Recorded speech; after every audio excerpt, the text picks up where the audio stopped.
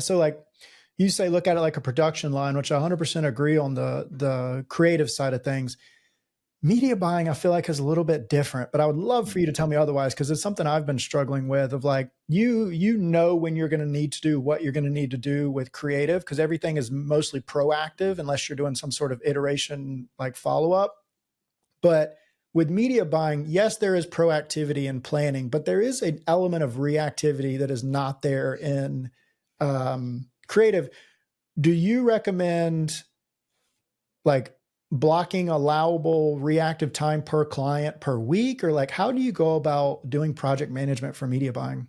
So we have a recurring task that lives in ClickUp, which is basically like a weekly account management task, Mhm. which floats depending on how that week looks like from an individual's point of view, and that task has a certain number of subtasks, so that you would normally do every week. So review the top performing creative, review the lowest performing creative, look at where the spend is going, look at placements, demographic changes. Those are we like to have an element of predictivity and an element of rhythm, Mm-hmm. um, which then leaves space for almost an element of chaos, which is where sort of greatness can sometimes come from. Mm-hmm. What happens if we start whitelisting ads? Let's make a third-party page and a third-party domain. You're not going